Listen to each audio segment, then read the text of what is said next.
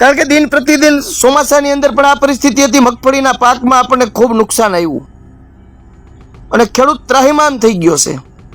આ શિયાળુ પાકની અંદર પણ આપણે જ્યારે પણ પાક તૈયાર થયો તો ફરીથી પણ આ કમોસમી વરસાદ ને વાવાઝોડાએ ખેડૂતનો ઘણો ખરો માલ હજી ખેતરની અંદર ઊભો છે અને ખૂબ મોટું નુકસાન, ઉનાળુ વાવેતરમાં પણ ખૂબ મોટું નુકસાન થયું। બિયારણ લેવા જાવ તો પણ ડબલ દેવાના, પણ ખેડૂતનો દીકરો વેચવા જાય છે તો ગયા વર્ષે વેચતો હોયથી ગયા વર્ષે 500માં મેં ઘઉં વેચ્યા હતા, 505 રૂપિયામાં વેચ્યા હતા। આ વર્ષે મને નથી લાગતું કે ઘઉંના 505 આવે। તો ગામડાની અંદર કોઈ ખેતી કરવા કોઈ રહે નહીં અને ખેતી કરશે નહીં, ખેતી બધાયની પડતર રહે। એની ખેતી છે એ ખેતી કરવી નથી, એનું માત્ર ને માત્ર એક જ કારણ છે કે ખેતી કરવી નથી અને માવતરને છોકરાઓને ખેતી કરાવવી પણ નથી। કારણ કે આ સંઘર્ષનો ધંધો છે, મહેનતનો ધંધો છે। મહેનત મજૂરી કર્યા પછી વળતર મળવું ન મળવું એ કુદરત આધારિત છે, સરકાર આધારિત છે। ખેડૂતના ઘરમાં માલ આવે ત્યારે તમે બહારથી આયાત કરો છો, જેવી રીતે આપણે કપાસમાં જોયું કે ખેડૂતના ઘરમાં કપાસને જે આવવાની જે વાર હતી તો અમેરિકાથી કપાસની ડ્યુટી નાબૂદ કરી અને અમેરિકાનો કપાસ મગાવ્યો। એ આપણે સ્વયં વિચારવાની જરૂર છે। ગામના 5 આગેવાનો કીએ અને આપણે મત આપી દઈશી તો મિત્રો આવું આકસ્મિક કાંઈ પણ બને છે તો ગામના આગેવાનો કેમ નહીં આપણી રજૂઆત કરવા નથી જતા કે ભાઈ ખેડૂતોને પરિસ્થિતિ ઊભી થઈ છે તો તમે સરકારમાં રજૂઆત કરો। અને એકને એક સરકારને તમે જ્યાં સુધી મત દેવો ત્યાં સુધી પરિસ્થિતિ આની આ રહે, આમાં કોઈ સુધારો નહીં થાય। એટલે સરકારશ્રીને પણ વિનંતી છે અને આવનાર સરકાર કદાચ કોઈ પણ બીજી સરકાર આવે એને પણ વિનંતી છે અને ખેડૂતના દીકરાને કોઈની કંઠી બાંધવાની જરૂર નથી, કોઈ પણ પક્ષની।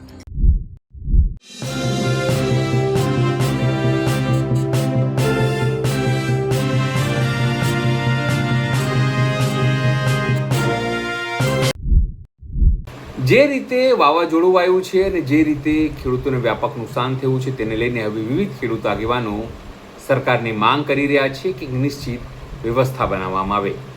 સરકાર ભલે વડાપ્રધાન પાક વીમા યોજના નામે કશું નથી આપી રહી, પણ સરકારને કંઈ વિચારવું જોઈએ।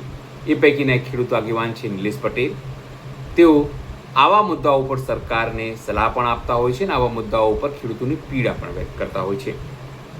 નમસ્કાર, હું છું ચિંતામણી પુત્રની પટેલ, સ્વાગત છે આપનું અમારા કાર્યક્રમમાં। આવો સાંભળીએ નિલેશ પટેલ ખેડૂતોને જે નુકસાની થઈ છે તેને લઈને શું કહી રહ્યા છે અને સરકાર અને ખાસ કરીને પીએમ નરેન્દ્ર મોદીથી લઈને સીએમ ભૂપેન્દ્ર પટેલને શું કહી રહ્યા છે। છેલ્લા 2 દિવસથી આ ખેડૂતોને માથે આબ ફાટ્યું એવી પરિસ્થિતિ છે। આ કમોસમી વરસાદ અને વાવાઝોડું જે ખેડૂતોની શિયાળુ પેદાશની જે મોસમ હાલે છે એ મોસમની અંદર જે આ કુદરતી પરિસ્થિતિ ઊભી થઈ છે, ખેડૂતના મોઢામાં આવેલો કોરિયો સીનવાઈ ગયો છે। તો મિત્રો આ કુદરતી આફતને આપણે કેની માથે ઢોરવી? આપણે આમાં સરકારને પણ આપણે શું કહી, પરંતુ આફતની સામે લડવા માટે સરકારે કાંઈનું કાંઈ આની માથે આયોજન કરવું પડશે। કારણ કે દિન પ્રતિદિન ચોમાસાની અંદર પણ આ પરિસ્થિતિ હતી, મગફળીના પાકમાં આપણને ખૂબ નુકસાન આવ્યું અને ખેડૂત ત્રાહિમામ થઈ ગયો છે। આ શિયાળુ પાકની અંદર પણ આપણે જ્યારે પણ પાક તૈયાર થયો તો ફરીથી પણ આ કમોસમી વરસાદ ને વાવાઝોડાએ ખેડૂતનો ઘણો ખરો માલ હજી ખેતરની અંદર ઊભો છે અને ખૂબ મોટું નુકસાન, ઉનાળુ વાવેતરમાં પણ ખૂબ મોટું નુકસાન થયું। તો સરકારશ્રીને એક ખેડૂતના દીકરા તરીકે ખેડૂતો વતી મારી એક નમ્ર વિનંતી છે કે આની સામે લડાઈ લડવા માટે ખેડૂતોને તમારે સહકાર આપવો પડશે। હવે ખેડૂતોએ તમારી માથે અપેક્ષા રાખવાની નથી અને તમે કંઈ આપી પણ ન શકો, પણ જેમ 4 વ્હીલ ગાડીનો વીમો હોય ને 4 વ્હીલ ગાડીનું એક્સિડન્ટ થાય તો એનો અઠવાડિયાની અંદર એનો વીમો એને પાસ થાય અને એના ખાતામાં પૈસા આવી જાય છે। માણસ પોતાનો વીમો હોય તો હોસ્પિટલની અંદર દાખલ થાય તો એના ખાતામાં પણ પૈસા આવી જાય છે। XYZ તમામના વીમા ઉતરે છે અને કાંઈ પણ નુકસાન થાય તો વીમા કંપની એને વળતર ચૂકવે છે। તો આવી રીતે ખેડૂતોને પણ પર્સનલ જનરલ નહીં, પર્સનલ. દાખલા તરીકે મારી પાસે 20 વીઘા જમીન હોય, એમાં 5 વીઘાનો કપાસ હોય, 5 વીઘાની મરચી હોય, 5 વીઘાની તુવેર હોય કે 5 વીઘાની મગફળી હોય, તો 5/5ના વીમા હું પર્સનલ ઉતારી શકવો જોઈએ અને એનું પ્રીમિયમ હું જાતે ભરી શકવો જોઈએ, જેથી કરીને મારા પાકને કાંઈ પણ નુકસાન થાય તો એનું વળતર મને મળે. જો આ ખેડૂતને ટકાવવું હોય અને ખેતીને ટકાવવી હોય તો સરકારે આવું કંઈક આયોજન કરવું પડશે અને સહકાર આપવો પડશે, જેથી કરીને સરકારની તેજુરી માથે પણ બોજ ન બને અને ભ્રષ્ટાચાર પણ ન થાય. જે ખેડૂતોના નામે લાખો કરોડો રૂપિયા જે રાજનેતાઓ સરી ખાય છે એ પણ બંધ થાય. અને સરકારશ્રીને એક બીજી વિનંતી છે કે ખેડૂતના પૈડા માથે પાટું છે. છેલ્લા 12-15 વર્ષથી આપણે ઘઉંની બજાર જોઈશી, 450 થી 500 રૂપિયા બજાર છે. મેં 2013ની અંદર 425 રૂપિયાના ઘઉં વેચ્યા હતા. આજે 450 થી 475 વેચાય છે. 500 રૂપિયા તો જવલે કોકને આવે છે.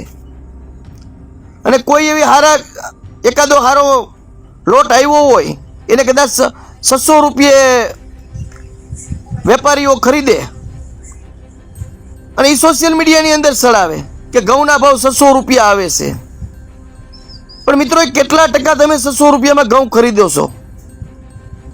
માત્ર ને માત્ર 1 થી 2 કોઈ એવી નાની એવી ટુકડી હોય એ તમે ખરીદી કરો છો. બાકી તો 450 ને 500 ની વસારે જનરલ ઘઉં વેચાય છે.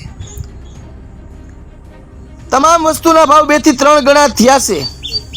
તો છેલ્લા 12-15 વર્ષથી ઘઉંના ભાવ માત્ર ને માત્ર 5-10% વધારો નથી થયો.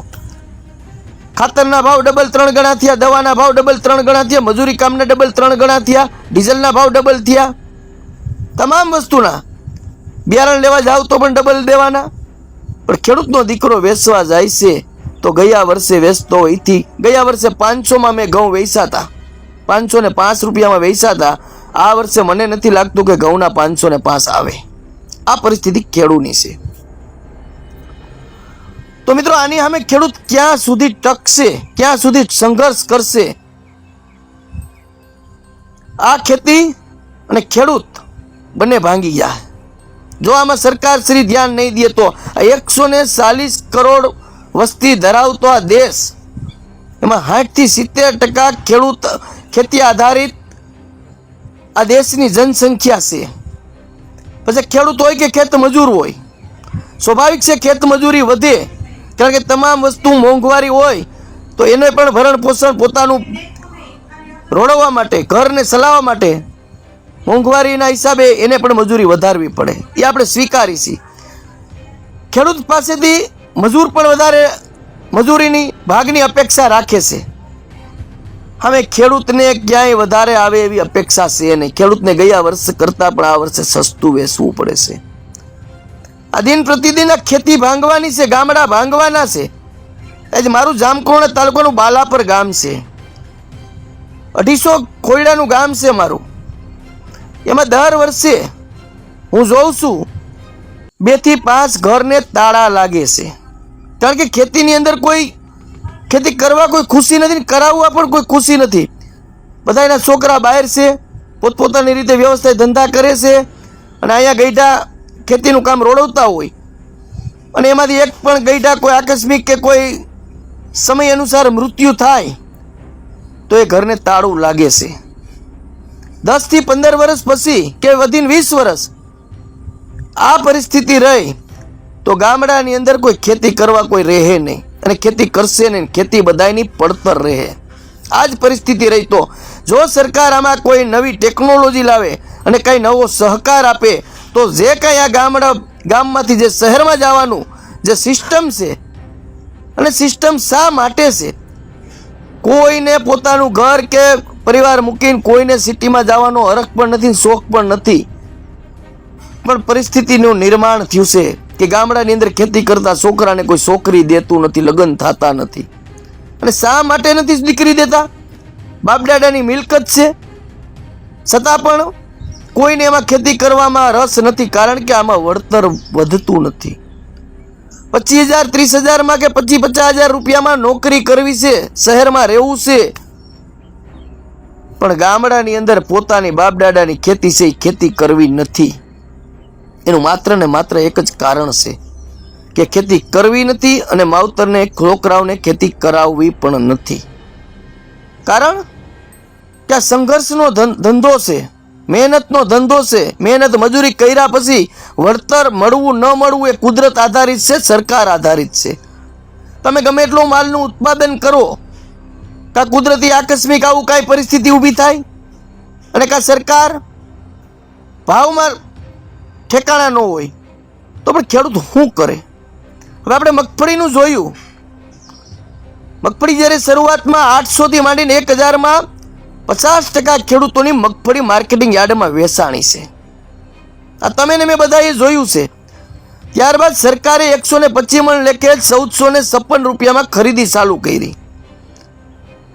એ જ્યારે સરકારના ગોડાઉનમાં મગફળી ગઈ, વેપારીના ગોડાઉનમાં મગફળી ગઈ, એટલે એવું તે હું બન્યું કે એની મગફળી 700 થી 1000માં વેચેલી મગફળીના 1700 થી 2000 રૂપિયા થયા.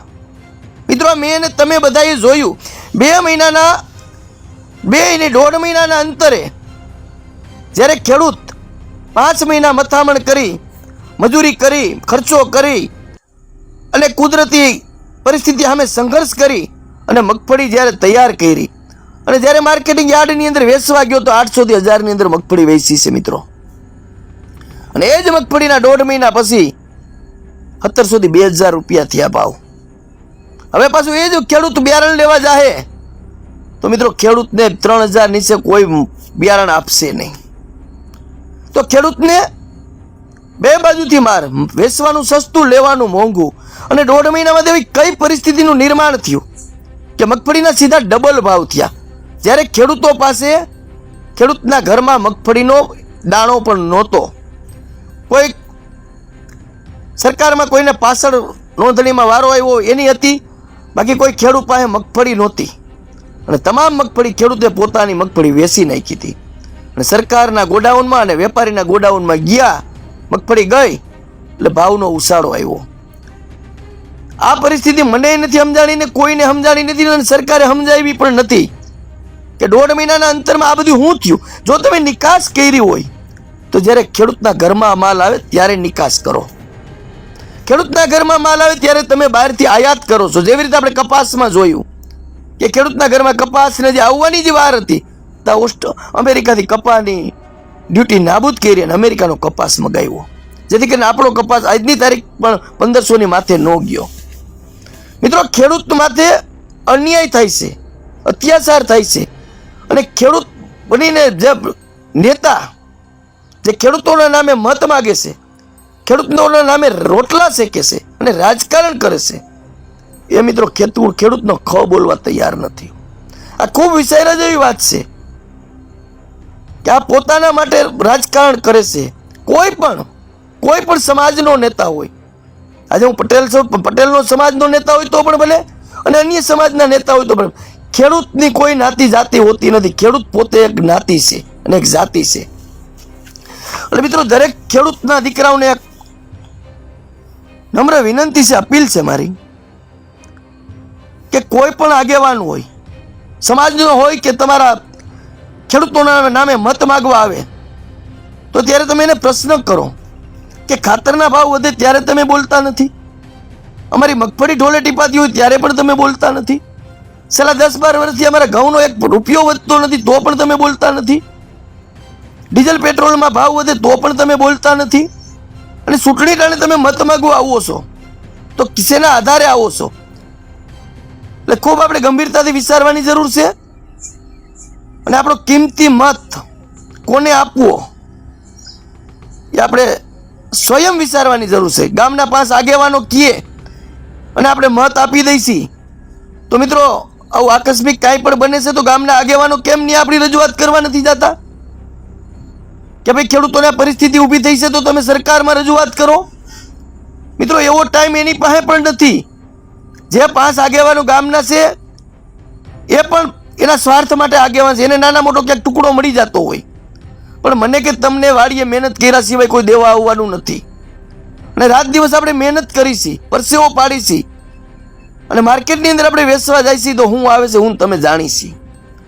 એટલે આ પરિસ્થિતિમાંથી જો નીકળવું હોય તો ખેડૂતોએ સંગઠિત થવું. જો મારો હેતુ કાયમી માટે મીડિયામાં એક જ હોય કે જ્યાં સુધી ખેડૂત સંગઠિત નહીં થાય અને જ્યાં સુધી માત્ર ખેડૂત આગેવાન, ખેડૂત નેતા, માત્ર ખેડૂત નેતા, રાજકારણી નેતા નહીં, જેને રાજકારણ એટલે કંઈ લેવા દેવા ન હોય એવો ખેડૂત નેતા કોઈ પણ આવશે અને ખેડૂત એની પાછળ આપણે જોડાવું અને એ પ્રશ્ન આપણી પ્રશ્નને વાતને વાસા આપશે અને કાંઈ નિરાકરણ આવશે તો કદાચ ને ખેડૂતને કાંઈ પણ આમાં સહકાર મળશે. બાકી જે રાજકારણમાં હોય, પછી ભાજપમાં હોય, કોંગ્રેસમાં કે આમ આદમી પાર્ટીમાં હોય, એ પોતાના પક્ષ માટે રાજકારણ કરશે. ઠીક છે કે થોડો જાજો મતમાં ફેરફાર થાય તો થોડા જાજો સુધારો આવે. કે આજે આપણે ભાજપને 30-35 વર્ષથી એક જ જાજા ધબા મારી છે તો એ લોકોને એવું એક મનમાં વેમ કરી ગયો છે કે અમે સહી તો જ દુનિયા હાલશે અને અમને બધા મત દેવાના જ છે. કારણ કે આ બધા ભોળી પ્રજા છે. 2 મોનથાના ઢેફલાને 200 ભજીયા તમે ધરબી દો, આ મત દે, થોડી દોડીને દે અને 5 એના સાપલું ગામો ગામ છે જ. એક જાતના એજન્ટ છે એને તો દલાલ કહું છું. અને આ દુનિયામાં સુખી હોય તો માત્ર ને માત્ર દલાલી કરતા દલાલો છે. બાકી જેને મહેનત મજૂરી કરીને કામ કરવું છે, ખાવું છે, મિત્રો એને બધાને તકલીફ છે, એને મોંઘવારી નડે છે, એને કામ ધંધા નથી હાલતા, પણ જેને દલાલી કરીને ખાવું છે, કોઈ પણ પ્રકારનો દલાલ હોય, કારણ કે એને નાવા ડીસોવા હોતું નથી, એને તો દલાલી કરે એટલે એને એનું વળતર મળી જવાનું હોય. એટલે આવા દલાલોથી ખૂબ સેતવાની જરૂર છે અને સંગઠિત થવાની ખાસ જરૂર છે. અને ખેડૂતના દીકરાઓને માત્ર ખેડૂતના દીકરા થવાની જરૂર છે. પછી હું પટેલ છું, હું દરબાર છું, હું આહિર છું, હું ભરવાડ છું, હું કોળી છું, હું રબારી છું, આ બધા આપણે સહી, પણ એનો ઉપયોગ આ લોકો કરે છે. પણ વાડીએ તો બધાને તમારે કોળી નહીં જવાનું છે, ને પટેલ નહીં જવાનું છે, ને દરબાર નહીં જવાનું છે, ને આહિર નહીં જવાનું છે. અને વાડીએ આપણો માલ પાકે છે, વેચવાય માર્કેટમાં જવાનું છે. અને કોઈને આમાં કોઈ કદાચ દલાલી કરવા વાળા કહે કે એ કંઈક 1700 ની ઠેલી કોઈ 700 નથી આપી દેવાના. મારા ઘઉં પાક્યા હોય તો મને કાંઈ 500 ના 600 કોઈ નથી દેવાના. મારો કપાસ કોઈ 1800 કે 2000 માં નથી લેવાના. આપણે આપણું પરિવાર ચલાવવા માટે, આપણો સંસાર ચલાવવા માટે, આપણી આજીવિકા ચલાવવા માટે આપણે જે વાડીએ મહેનત કરી છે, કામ કરી છે, એનું આપણને પોષણક્ષમ ભાવ મળે ને એનું વળતર મળે, એના માટે આપણે સંગઠિત થવાની જરૂર છે. આપણે કોઈના હોકા ભરવાની જરૂર નથી, આપણે કોઈની સાપલુસી કરવાની જરૂર નથી. અને એકને એક સરકારને તમે જ્યાં સુધી મત દેવો ત્યાં સુધી પરિસ્થિતિ આની આ રહે, આમાં કોઈ સુધારો નહીં થાય. સરકારશ્રીને પણ વિનંતી છે અને આવનાર સરકાર કદાચ કોઈ પણ બીજી સરકાર આવે એને પણ વિનંતી છે. અને ખેડૂતના દીકરાને કોઈની કંઠી બાંધવાની જરૂર નથી, કોઈ પણ પક્ષની. કોઈ પણ પક્ષ સત્તામાં આવે અને ખેડૂત વિરોધી વાત કરે, ખેડૂતને એ અન્યાય કરે, ખેડૂત એ અત્યાચાર કરે તો એને આ જ રીતે જવાબ દેવાનો હોય. એને કોઈ આપણા માસીના દીકરા નથી કે બાપાના દીકરા નથી. પોતાના માટે રાજકારણ કરે છે, પોતાને પદ પ્રતિષ્ઠા અને પૈસા માટે એ રાજનીતિ કરે છે. કોઈ ખેડૂતો માટે નથી કરતા, કોઈ આમ જનતા માટે નથી કરતા. જેથી કરીને મારી વાત સારી લાગે ને સાચી લાગે તો દરેક ખેડૂત સુધી પહોંચાડજો. અને ખેડૂતોને એક નમ્ર વિનંતી છે કે સરકારશ્રીને એવી રજૂઆત કરો કે અમારા પર્સનલ અમે અમારું પ્રીમિયમ ભરી શકીએ અને અમારો પર્સનલ અમને વીમો મળે એવી કાંઈ પણ તમે યોજના કરો જેથી કરીને ખેડૂત અને ખેતી ટકી શકે. બાકી આ પરિસ્થિતિમાં કોઈ દી ખેડૂતે ન ટકી શકે ને ખેતી પણ ન ટકી શકે.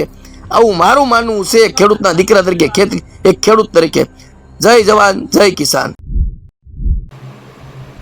નિશ પટેલની વાત સાંભળીને આપણે શું લાગે છે જરૂરથી અમારા કોમેન્ટ બોક્સમાં કોમેન્ટ કરજો. એ સિવાય અમારી યુટ્યુબ ચેનલ લાઈક કરો, સબસ્ક્રાઇબ કરો, બેલ આઇકન દબાવો. સાથે અમારી વેબસાઇટ છે www.gujaratplus.in, ત્યાં પણ તમે વધુ અપડેટ થઈ શકો છો.